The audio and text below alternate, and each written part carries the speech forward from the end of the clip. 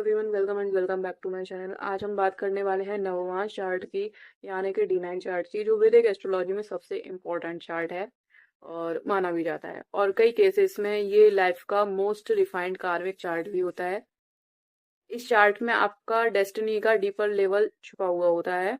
यहाँ आपका Fortune, relationships और आपके इनर धार्मिक ग्रोथ का रियल पैटर्न समझ आता है।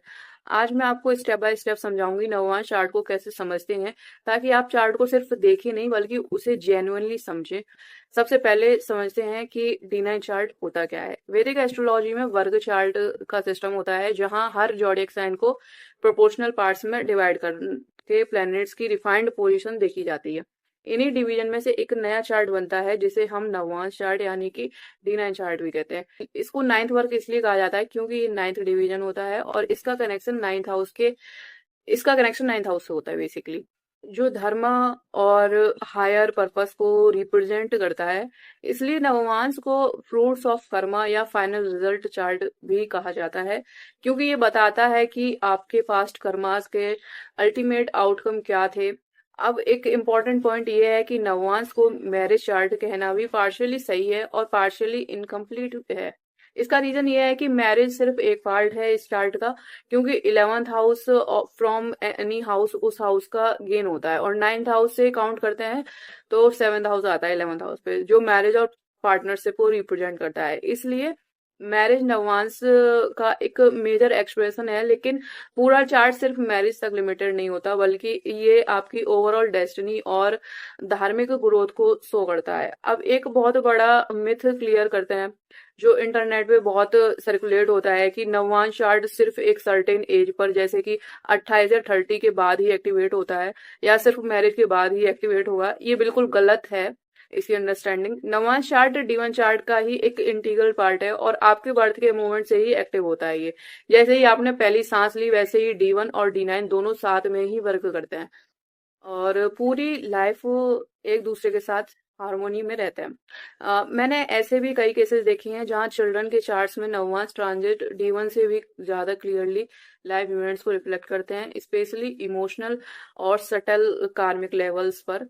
इसलिए नववांश को इग्नोर करना या सिर्फ लेटर लाइफ चार्ट समझना एक इनकम्प्लीट अप्रोच है। अब जब D1 और D9 को साथ में पढ़ना स्टार्ट करते हैं हम लोग, तो सबसे इम्पोर्टेंट टेक्निक होती है नाइन्थ लॉर्ड का एनालिसिस। आपके बर्थ चार्ट में जो भी नाइन्थ लॉर्ड होता है, उसकी प्लेसमेंट नववांश में। अब जब हम D1 और D9 को साथ में पढ़ना स्टार्ट करते हैं, तो सबसे इम्पोर्टेंट टेक्निक होती है नाइन्थ लॉर्ड की एनालिसिस। आपके बर्थ चार्ट में जो भी नाइन्थ लॉर्ड होता है, उसकी प्लेसमेंट नववांश चार्ट में आपके धर्म भाग्य को डायरेक्टली शो करती है।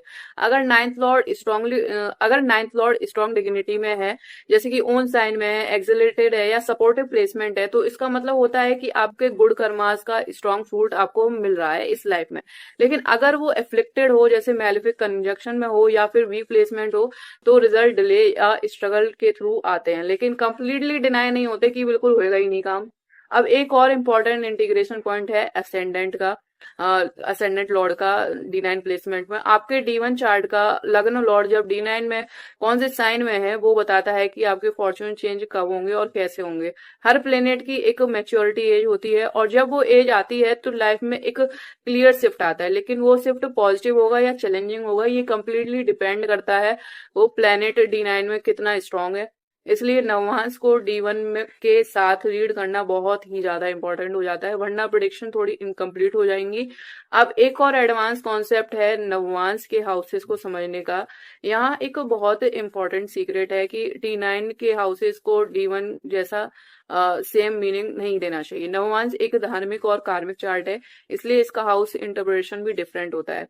यहाँ असेंडेंट आपकी फिजिकल बॉडी नहीं, बल्कि आपका धर्म और इनर बिलीफ सिस्टम और लाइफ का पर्पस शो करता है। इसी तरह बाकी हाउसेस भी रिफाइंड मीनिंग्स कैरी करता है, जहाँ लाइफ के डिफरेंट लेयर्स रिवील होते हैं।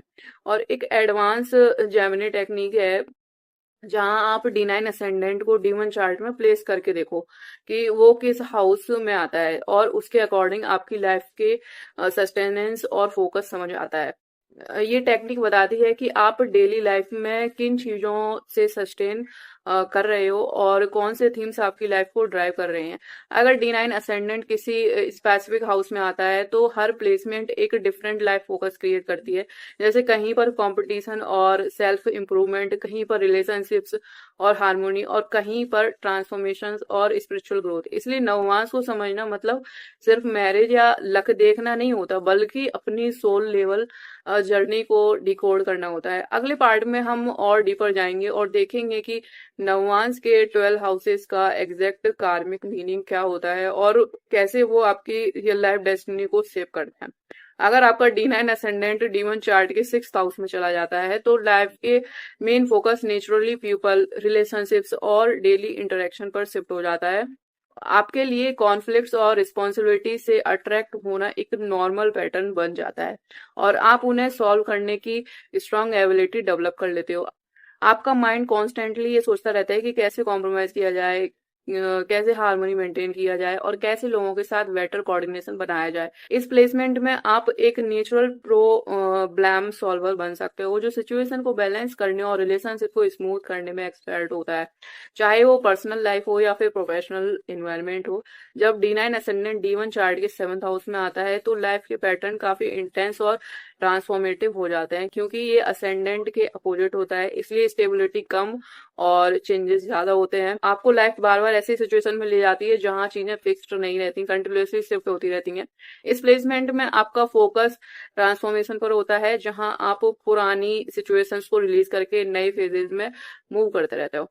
इनिशियली इनस्टेबिलिटी फील हो सकती है, लेकिन ग्रेजुअली आप चेंज को एक्सेप्ट करना सीख जाते हो और यही आपकी स्ट्रेंथ बन जाती है, क्योंकि आप हर सिचुएशन में अपने आप को री इन्वेंट कर लेते हैं।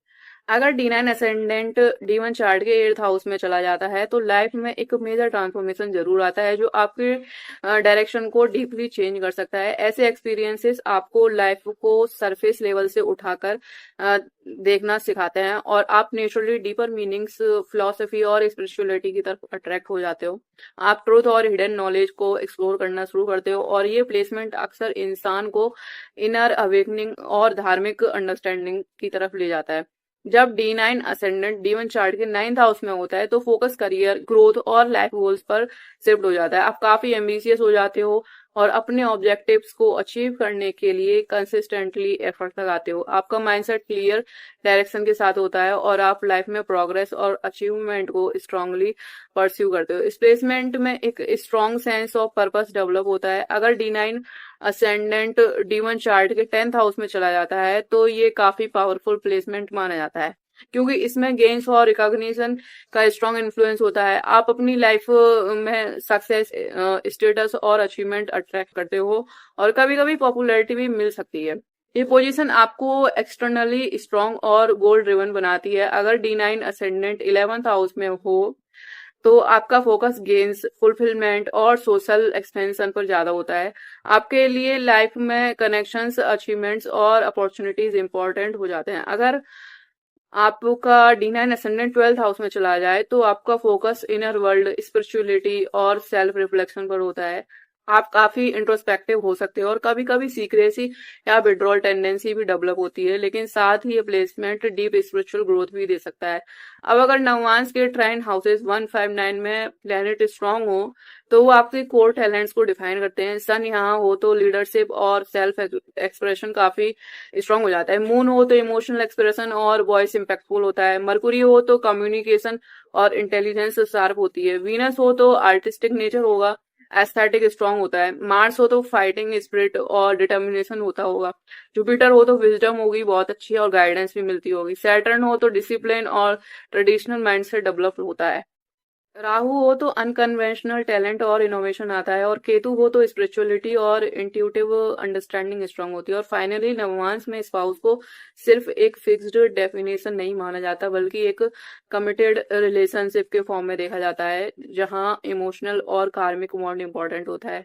केंद्र हाउसेज जैसे कि 1, 4, 7, 10 रिलेशनशिप के लिए क्रिटिकल होते हैं और हर रिलेशनशिप को नवांश में सेपरेटली एनालाइज किया जाता है, जहां हर पार्टनरशिप का बिगिनिंग और एंड डिफरेंट हाउसेज साइकिल से जज किया जाता है। अगर हम इंडिविजुअल रिलेशनशिप को नवांश चार्ट में जज करना चाहते हैं तो सबसे पहले समझना जरूरी है कि हर रिलेशनशिप को एक सेपरेट मिनी चार्ट की तरह ट्रीट किया जाए। मतलब first relationship, second relationship, third relationship, etcetera, सबका एनालिसिस सेम प्रिंसिपल से होता है। बस स्टार्टिंग पॉइंट चेंज होता है। सबसे पहले हम देखते हैं कि जिस रिलेशनशिप को एनालाइज करना है या कर रहे हैं उसका असेंडेंट किस साइन में है। ये साइन ही उस रिलेशनशिप का बेसिक नेचर डिफाइन करता है। जैसे अगर स्कॉर्पियो असेंडेंट हो गया किसी रिलेशनशिप का तो वो काफी इंटेंस, इमोशनल और कभी कभी सीक्रेटिव नेचर का रिलेशनशिप होगा। अगर वर्गो असेंडेंट हो गया तो रिलेशनशिप में क्रिटिसिज्म, एनालिसिस और ओवरथिंकिंग की टेंडेंसी ज्यादा हो सकती है।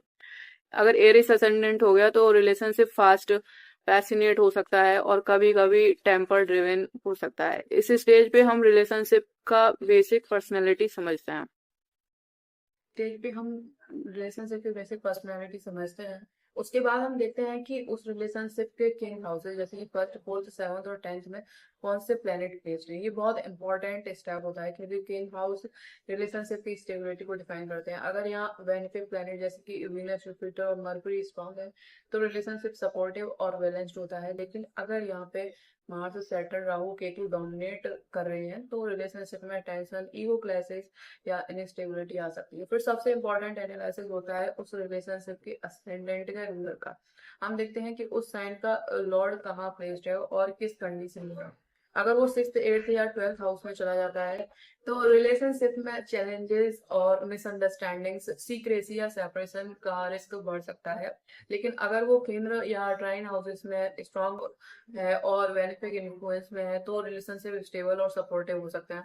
सिर्फ हाउस प्लेसमेंट ही नहीं बल्कि उस लॉर्ड के साथ कौन कौन प्लेनेट कंजक्ट है या एक्सपेक्ट कर रहे हैं ये भी बहुत इंपॉर्टेंट होता है क्योंकि वही फाइनल आउटकम को सेव करता है। एक और की फैक्टर होता है second house from the relationship ascendant. ये हाउस रिलेशनशिप की मेंटेनेंस और सस्टेनेंस का रिप्रेजेंटेशन है। मतलब रिलेशनशिप कितना चल पाएगा, कितना सस्टेन होगा, ये लार्जली सेकंड हाउस डिकोड करता है। अगर यहाँ बेनिफिट हो तो रिलेशनशिप को सपोर्ट मिलता है, अगर बेनिफिट हो या एफ्लिक्टेड हो तो रिलेशनशिप को मेंटेन करना मुश्किल हो सकता है। और इस सेकंड हाउस का लॉर्ड कहाँ है और किस कंडीशन में है ये भी इक्वली इंपॉर्टेंट होता है। मून का रोल रिलेशनशिप एनालिसिस में बहुत सिग्निफिकेंट होता है। मून इमोशनल स्टेबिलिटी और अटैचमेंट को शो करता है लेकिन साथ ही मून फिकलनेस भी देता है। अगर मून रिलेशनशिप के असेंडेंट या सेकंड हाउस से स्ट्रांगली कनेक्टेड हो और मेलिफिक के साथ हो तो रिलेशनशिप में ऑन और ऑफ पैटर्न, इमोशनल कंफ्यूजन या इनस्टेबिलिटी देखने को मिल सकती है। मतलब कभी बहुत क्लोजनेस हो सकती है, कभी सडन डिस्टेंस हो जाएगा।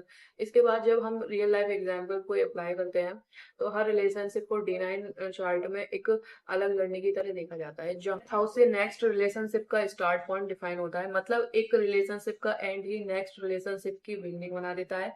इस साइकिल में 8th हाउस का रोल एंडिंग ट्रांसफॉर्मेशन का होता है और उसके बाद नेक्स्ट हाउस से नई स्टोरी स्टार्ट होती है। इस तरह नवांश में रिलेशनशिप को जज करने का एक लीनियर एनालिसिस नहीं होता बल्कि एक साइक्लिक कार्मिक प्रोसेस होता है जहां हर relationship previous karmas, planetary strength और हाउस डायनामिक्स के रिजल्ट होते हैं। तो ये था नवांश चार्ट का एनालिसिस। आई होप आपको कुछ तो समझ में आया होगा और वीडियो पसंद आया हो तो वीडियो को लाइक जरूर करना और चैनल पे नए हो तो चैनल को सब्सक्राइब कर देना और बेल आइकन जरूर प्रेस करना सो दैट आपको वीडियो के नोटिफिकेशन टाइम पे मिलते रहें और अपने फ्रेंड्स के साथ भी शेयर कर सकते हो इफ यू वांट टू। और जितना रिलेट किया है तो आप मुझे कमेंट में बता सकते हो। बस मिलते हैं नेक्स्ट वीडियो में, तब तक के लिए थैंक यू फॉर वॉचिंग।